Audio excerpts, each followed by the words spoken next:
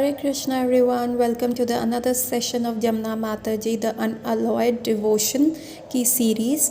और यहाँ पे आज हम बात करने वाले के यमुना माता जी की अदर क्वालिटीज़ के बारे में और कैसे उन्होंने सबकी लाइफ को इम्पैक्ट किया। तो अब हम ये सो कॉल्ड बायोग्राफी में धीरे धीरे आगे बढ़ते जा रहे हैं और हम यमुना माता जी की जो मैच्योरिटी है भक्ति में और उससे उन्होंने बहुत लोगों को इन्फ्लुएंस किया, उनका चेंज ऑफ हार्ट किया, उनकी लाइफ को टच किया, उसके बारे में हम जानेंगे। शरणागति जो था एक बहुत ही रिमोट एरिया में था जहाँ पे ये यमुना माता जी का और दीन तारिणी माता जी का राधा बन बिहारी टेम्पल था। लेकिन वो धीरे धीरे इतना फेमस हो गया, उसके कीर्तन्स के लिए सोलफुल प्रेयर्स हो जाते थे कि समर्स में बहुत सारे लोग, बहुत सारे यंगस्टर्स जो हैं वहाँ पे आने लग गए और इतने सारे लोग आने लग गए और it was all by the word से, एक माउथ टू माउथ इनका जो था एडवर्टिजमेंट होता रहा और वहाँ पे बहुत सारे लोग आने लग गए और सब जो मिले यमुना माता जी से तो उनकी लाइफ में एक बहुत डीप सीटेड इम्प्रेशन रहा।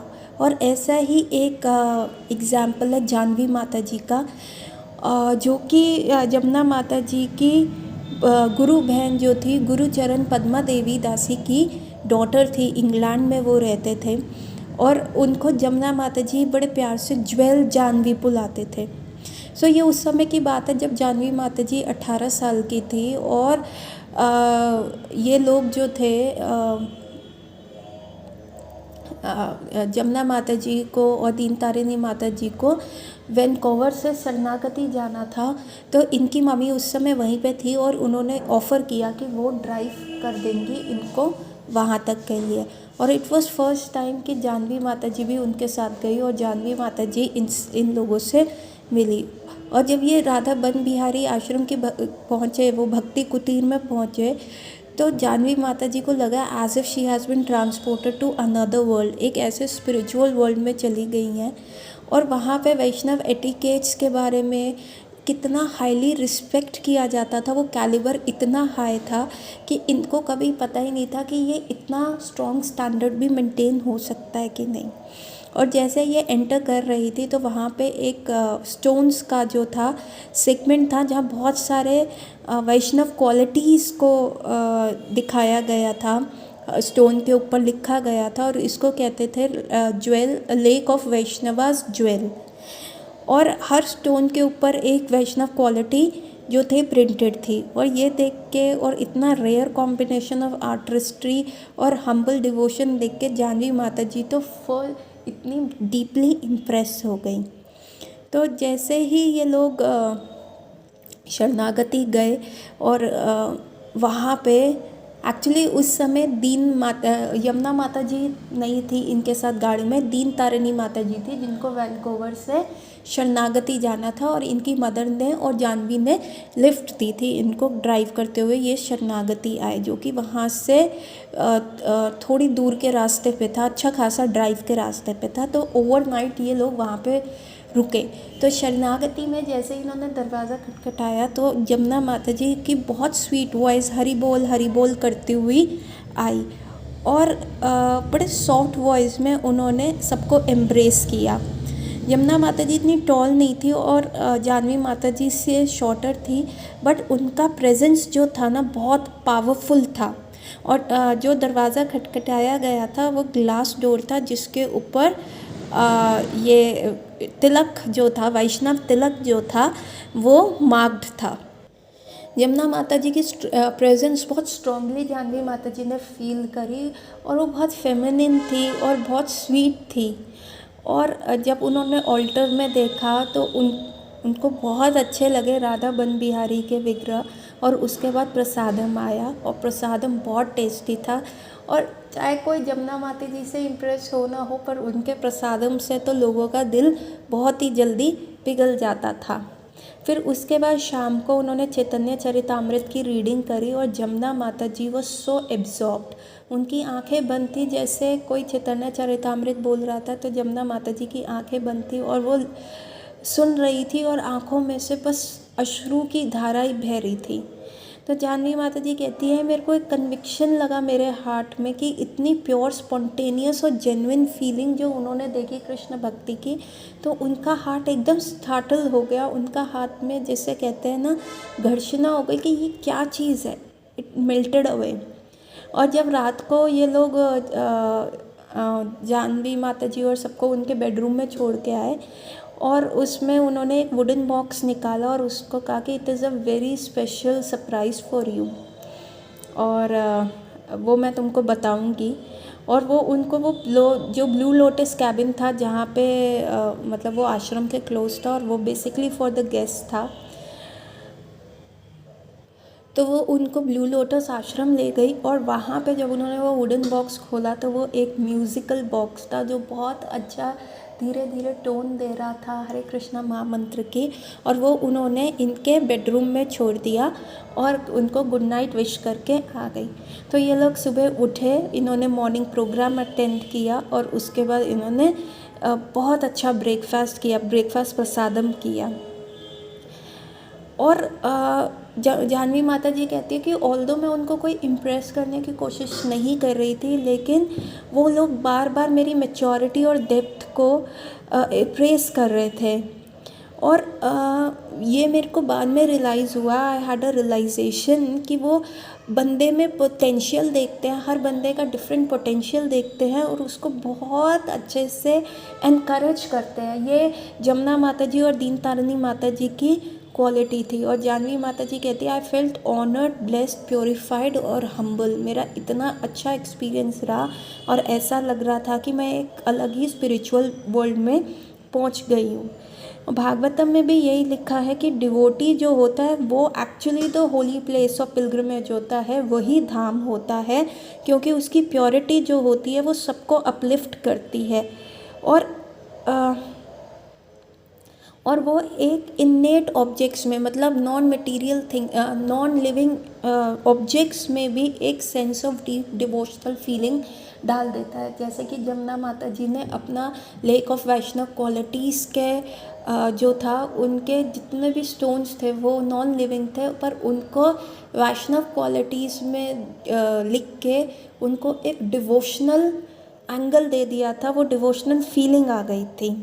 और यही चीज़ जमुना माता जी के कंप्लीट आश्रम में था। जो गेस्ट आते थे वो बिल्कुल थकी हुई चिड़िया की तरह आते थे, पर और उनकी कॉन्शियसनेस जो हो रही थी डाउन जा रही होती थी, लेकिन यहाँ पे भक्ति की जो थर्मल था, भक्ति की जो वार्मथ थी, वो उस चीज़ को एकदम नेचुरली अपलिफ्ट कर देती थी।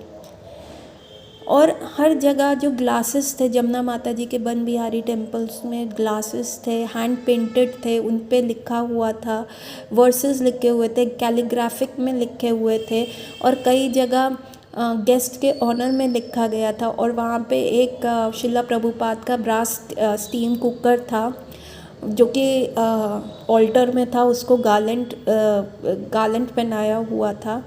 और ये सारी चीज़ें, और वहाँ पे बीच में राधा बन बिहारी ग्लो कर रहे थे, उनकी आउटफिट बहुत अच्छी थी, मतलब उनकी हर आउटफिट जो होती थी वो सीज़न के हिसाब से थी, चाहे कि वो वृंदावन से कितने भी दूर क्यों ना बैठे होते थे। लेकिन वो कनाडा में थे, लेकिन जब वृंदावन में मॉनसून आता था तो उनकी जो ड्रेसेस होती थी उसमें सिल्वर थ्रेड्स होते थे जो दिखाते थे कि हाँ इट इज़ रेनिंग हेविली इन वृंदावन। तो राधा बन बिहारी जो थे बेसिकली वो वृंदावन में रह रहे थे, वृंदावन से दूर रिमोट ऑफ कनाडा में रह रहे थे। सो ऐसे ही विद पासिंग ईयर्स जो था, बहुत सारे लोग जो थे कृष्ण भक्ति में जुड़ते रहे और यमुना माता जी उनको एनकरेज करती रही, और उनको ये स्ट्रॉन्ग फीलिंग ऑफ ड्यूटी थी और कमिटमेंट था कि इनको नर्चर करना है, जो ये यूथ है वो इनको नर्चर करना है और कृष्णा कॉन्शियसनेस और शिला प्रभुपाद के पास लेके जाना है, एक मैच्योरिटी के साथ लेके जाना है इनको। और ये जमुना माता जी में ये एक पावरफुल कॉम्बिनेशन था, एक सॉफ्ट हार्ट का, एम्पैथेटिक नेचर जो नेचुरली लोगों के प्रति बहुत ज़्यादा सिंपैथेटिक और एम्पैथेटिक थी, और उनका अनकम्प्रोमाइजिंग प्रीचिंग स्टाइल जो लोगों का हार्ट चेंज कर देता। तो ये बहुत एक रेयर कॉम्बिनेशन था जो उनको प्रचार में बहुत हेल्प करता था। एक बार क्या होता, कर्ता मासना जमुना माता जी के पास आते हैं और एक बहुत इम्पोर्टेंट क्वेश्चन पूछते हैं कि मैं बहुत टाइम से आपसे ये पूछ रहा हूँ कि वैष्णवास की स्पिरिचुअल पोटेंसी तो बाद में पता चलती है, और जब वो प्रैक्टिस करते हैं 30-40 ईयर्स के बाद they become a completely empowered Vaishnavas, तब उनकी सारी क्वालिटीज़ जो होती हैं सामने आती हैं। लेकिन जब वो इनिशियल वैष्णव लाइन में ज्वाइन होते हैं तो हम उनमें कैसे उनके साथ जो है अच्छा व्यवहार करें, मतलब उस लेवल पे उनको वैष्णवास की तरह उनको रिस्पेक्ट कर पाएँ। तो इट बिकम्स वेरी डिफ़िकल्ट कि हम ऐसा कर पाएँ। तब यमुना माता जी ने बताया कि देखो तुम्हारे क्वेश्चंस के ना डिफरेंट आंसर्स हो सकते हैं, पर मैं तुम्हें बताती हूँ कि हम पता है वैष्णव की जब क्वालिटीज़ निखर के आती है हम उनको तभी ही रिस्पेक्ट करते हैं, हम उनको तभी ही वर्शिप करते हैं। पर ऐसा नहीं होना चाहिए, क्योंकि इसके लिए भक्ति सिद्धांत सरस्वती ठाकुर ने बहुत लड़ाई करी। आप देखिए कि अगर आप मेरा बर्थ सर्टिफिकेट देखेंगे तो उसमें मेरे फादर का प्रोफेशन लिखा हुआ है एज अ बुचर, और butcher according to the Vaishnav philosophy is a very low birth. तो मेरा बर्थ ऐसे फादर के यहाँ हुआ, हालांकि मेरा उनके साथ कोई कांटेक्ट नहीं था, मैं कभी उनसे इतना मिली नहीं, लेकिन फिर भी मेरे बर्थ सर्टिफिकेट पे ऐसा लिखा हुआ है। पर हम as a Vaishnav physical birth को कंसिडर ही नहीं करते, हम बर्थ को कंसिडर करते हैं स्पिरिचुअल बर्थ जो हमारा दीक्षा के तमे होता है। तभी तो भक्ति सिद्धांत सरस्वती ठाकुर महाराज ने लड़ाई करी बहुत सारे समर्थ ब्राह्मण से कि आप जो है वैष्णविज्म बाय बर्थ राइट नहीं है किसी का, कि जो वैष्णव फैमिली में जन्मा है, जो ब्राह्मण फैमिली में जन्मा है, उसे ही वैष्णव कहलाने का अधिकार है। तो रियल बर्थ क्या होता है, वो जब हमारी दीक्षा होती है उसका होता है। इसलिए हम लोगों को वैष्णव शिला प्रभुपाद ने बनाया। शिला प्रभुपाद ने पहले इंडिया में ट्राई किया बनाने का, लेकिन नहीं वो सक्सेसफुल है। पर जब वो वेस्टर्न वर्ल्ड में आए तो वहाँ सभी जो थे मलीच थे, कहने को मलीच थे, नॉन वेज खा रहे हैं, इलिसिट सेक्स कर रहे हैं, हर चीज़ एक हिप्पी कल्चर था। पर उन्होंने बोथ मेन और विमेन को दीक्षा दी, उनको हरि नाम की दीक्षा दी, उनका लाइफस्टाइल चेंज किया, उनको वैष्णव बनाया और गौड़ीय वैष्णव परंपरा में उनको लेके आए। और जब ये लोग इंडिया आए अगेन बहुत सारा विरोध हुआ कि ये बाय बर्थ जो है मलीच है, इनमें ऐसी क्वालिटीज़ कैसे हैं, ये वैष्णव कैसे हो सकते हैं, तो हम इनको कैसे रिस्पेक्ट करें। पर शिला प्रभुपाद ने कहा कि नहीं, इट्स वाया क्वालिटीज़ जब आप वैष्णव बनते हो, जो आपकी दीक्षा होती है। हमें क्या करना है, चाहे कोई कैसा भी हो, उसने भगवान को किसी भी पोटेंसी में सर्व किया हो, चाहे थोड़ा किया हो, उसका फॉल डाउन आ गया हो, तो हमें उसको रिस्पेक्ट देनी है, बिकॉज ही सर्व्ड कृष्णा। बाकी हमें उसके लिए प्रेयर करनी है कि वो फिर से अपने रूल्स और रेगुलेशंस फॉलो करे और फिर से वैष्णव कल्चर में वापस आ जाए, गौड़ीय परंपरा में वापस आ जाए। लेकिन हमें इस पर्सन को सर्व तो करना है और रिस्पेक्ट तो करनी ही है। इट्स लाइक कि आप देखिए, आई डोंट, इट्स नॉट कि जो हम मेरे गुरु महाराज थे शिला प्रभुपाद की, जो उनकी मैनिफेस्ट क्वालिटी थी एज अ भक्ति वेदांता स्वामी, मैं सिर्फ इसलिए उनको वर्शिप करती हूँ। मैं अपने गुरु को एवरीथिंग के लिए वर्शिप करती हूँ, हर चीज़ के लिए उनको वर्शिप करती हूँ, चाहे उनकी वो सिर्फ एक मैनिफेस्टेड क्वालिटी उनके नेम में है, उस चीज़ के लिए नहीं। It is everything about him, उनका करेक्टर, उनका एसेंस, उनका कृष्णा कॉन्शियसनेस, मैं सब कुछ वर्शिप करती हूँ एज अ डिसाइपल। तो आपको भी ये नहीं देखना कि एक वैष्णव की बहुत वो मिराकलस क्वालिटीज़ दिखा रहा है तो तभी आप उसको वर्शिप करोगे, नहीं, आपको उसको थ्रू एंड थ्रू वर्शिप करना है। जमुना माता जी एग्जाम्पल देती हैं, कहते हैं देख सच्चिनंदन स्वामी महाराज है, उन्होंने ओपनली बोला कि he was worshipping Mick Jagger, जो उस समय के रॉक स्टार थे, और वो इतने ऑनेस्ट थे। जब वो कृष्णा कॉन्शियसनेस में आए, उन्होंने ये बात बोली। But before he became a devotee. लेकिन वही डिवोशन जो है उन्होंने डोवीटेल करा कृष्ण सर्विस के लिए, कृष्णा कॉन्शियसनेस के लिए, अपने गुरु महाराज के प्रति। लेकिन तो आप ये देखिए ना, वो चेंज आया ही आया, वो बाद में चेंज आएगा ही आएगा। लेकिन अगर हम ये बैगेज के साथ चलें कि इसका प्रायर बर्थ कैसा था, ये इसकी गुड और बैड क्वालिटीज़ क्या हैं, तो ये बैगेज जो है ये भार है, और ये हमारी प्रोग्रेस को, हमारे चलने को कृष्णा कॉन्शियसनेस में बहुत धीरे कर देगा। सो हमें अपनी कॉन्शियसनेस को इंटीग्रेट करना है स्पिरिचुअल प्लेटफॉर्म पे, और यही इस क्वेश्चन का आंसर है, हमें आगे बढ़ना है। ठीक है, बाकी तुम्हारा अपना पर्सनल टेस्ट है। अगर तुम्हारे को बाबा जी के प्रति ज़्यादा भाव आता है तो okay, you can worship them, you can give them more respect. लेकिन बाकी लोगों को भी आपको नकारना नहीं है, बाकी लोगों को भी आपको रिस्पेक्ट और ऑनर करना है। ये तुम्हारे लिए डिस्टिंक्शन होगा कर्ता मास, पर मेरे लिए सब सेम है, मेरे लिए सब वैष्णव है, और मैं उनको विद हार्ट रिस्पेक्ट करती हूँ। सो हमने ये देखा भी था जमुना माता जी की लाइफ में कि उनके वहाँ बीवी स्वामी महाराज के भी डिसाइपल्स आते थे, तो भी जमुना माता जी, और मतलब गौड़ीय संप्रदाय के डिसाइपल्स आते थे जो कि इस्कॉन से जुड़े हुए नहीं थे, तो भी जमुना माता जी उनको ओपन हार्टेडली रिस्पेक्ट करती थी, और अपने राधा बन बिहारी टेम्पल में उनको प्रसादम देती थी, सर्व करती थी बहुत ऐसे। तो ये जमुना माता जी ने अपने एग्जाम्पल से दिखाया कि कैसे आपको सबको रिस्पेक्ट करना है, सिर्फ उन लोगों को नहीं जिनकी वैष्णव क्वालिटीज़ बहुत आगे तक उजागर हो चुकी है, नहीं, वो तो स्लोली हो ही जाएंगी, लेकिन रिस्पेक्ट सबको करो। और that is the fastest way जो आप अपनी कृष्णा कॉन्शियसनेस में या स्पिरिचुअल लाइफ में प्रोग्रेस कर पाओगे। और एक बार उन्होंने निताई दास जो भक्त एले थे, उनको भी एक चिट्ठी में लिखा। उन्होंने कहा कि भक्ति विनोद ठाकुर भी यही कहते थे, कल्याण कल्पतरु, जो वैष्णव होते हैं वो कल्याण कल्पतरु हैं।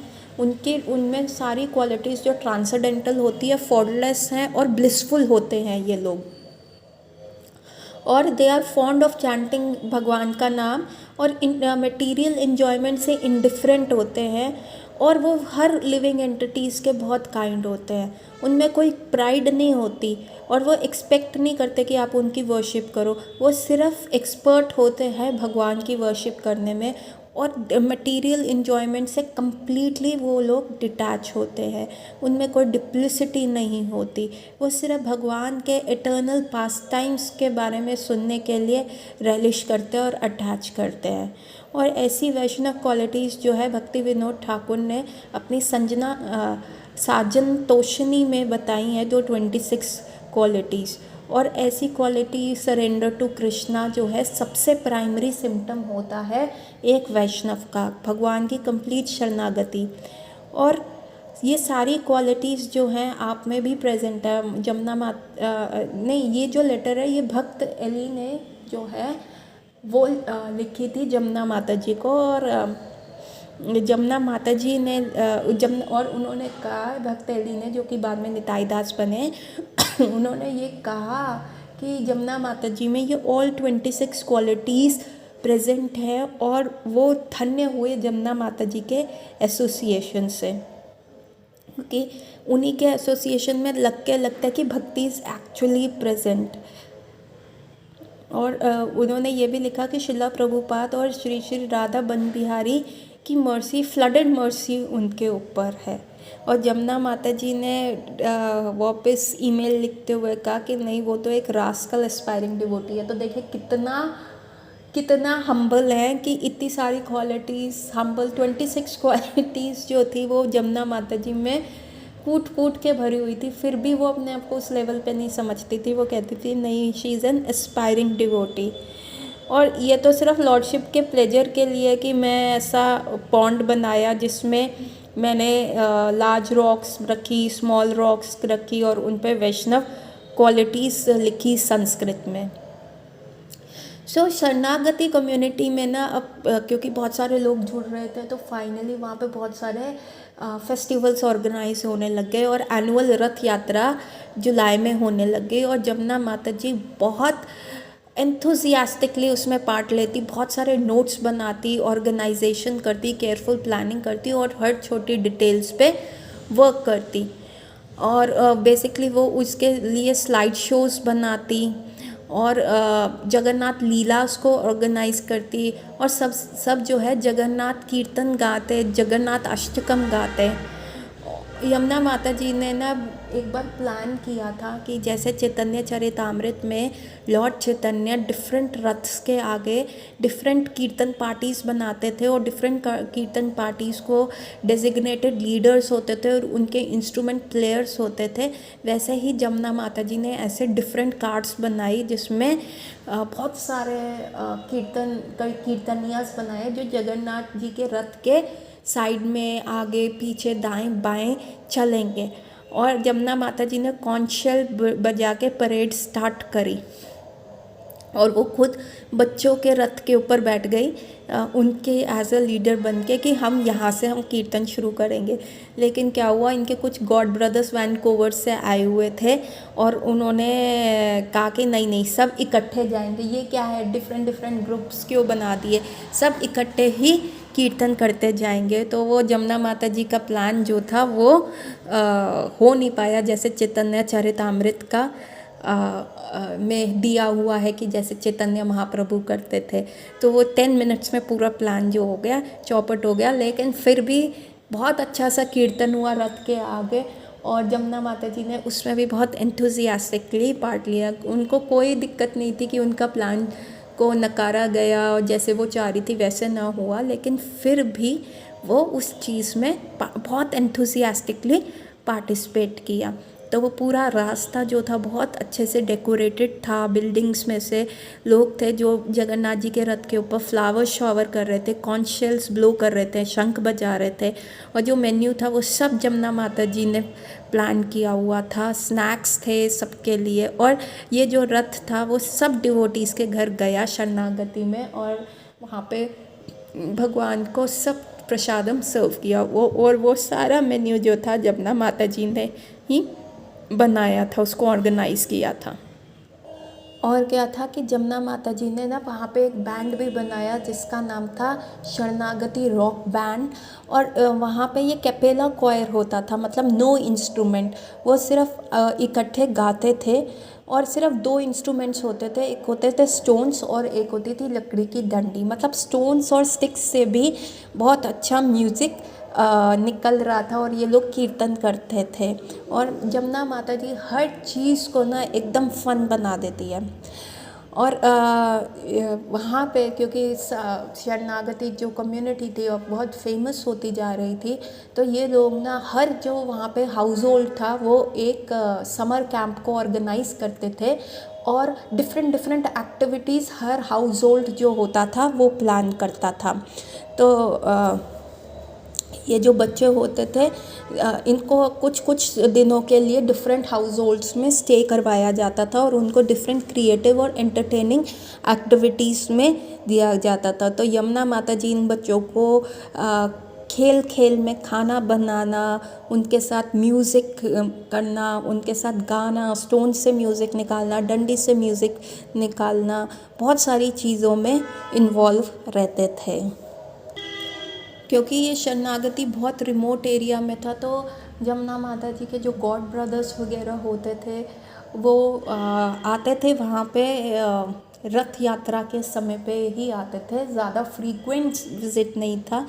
एक भक्ति मार्ग स्वामी थे जिनको यमुना माता जी वॉकिंग स्वामी कहते थे, तो वो उनका एक बार बताती है यमुना माता जी, इतनी ज़्यादा बर्फ़ जमी हुई थी और ठंड थी और ये लोग एक्सपेक्ट नहीं कर रहे थे कि मंगला आरती के समय कोई इनके यहाँ गेस्ट आएंगे, लेकिन उस समय ये महाराज आए, भक्ति मार्ग स्वामी महाराज आए, उन्होंने दरवाज़ा नॉक किया और कहा क्या मैं लेट हूँ मंगला आरती के लिए।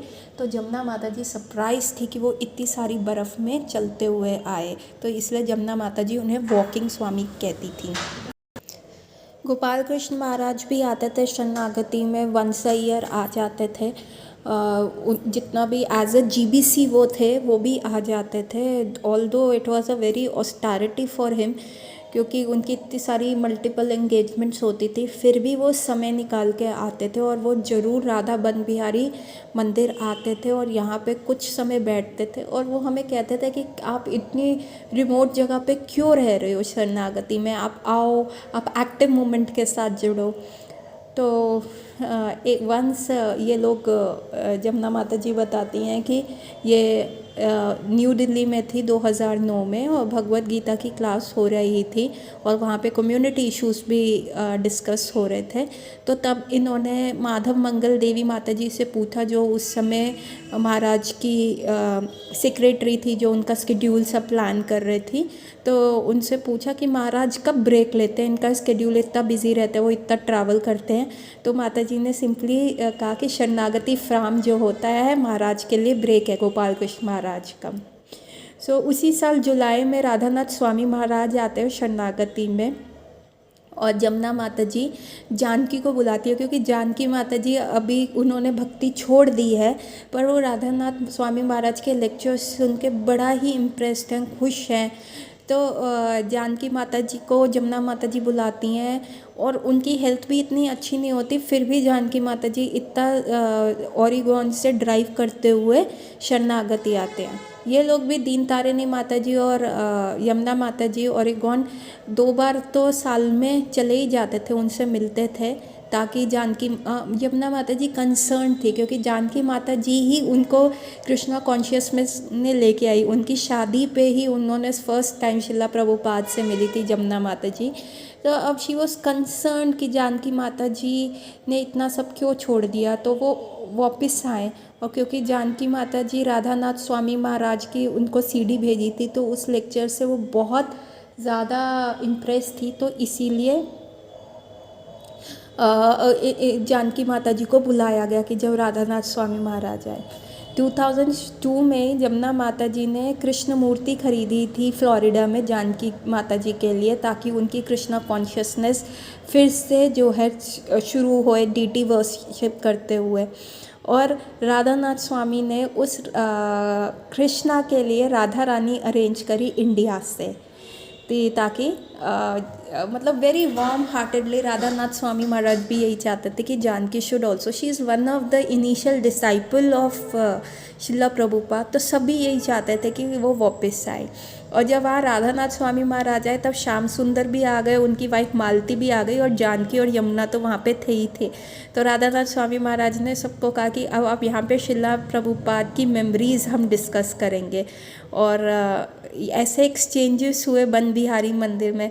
तो जानकी माता जी हमेशा अनफिल्टर्ड बोलती थी, तो इसलिए जमुना माता जी थोड़ी सी वरिड रहती थी, लेकिन राधानाथ स्वामी महाराज बहुत इन्जॉय कर रहे थे उनका इनोसेंस और उनका वे ऑफ टॉकिंग। और वहीं पे जानकी माता जी ने सब बताया था वो टेबल पे जब वो डिस्कस कर रहे थे।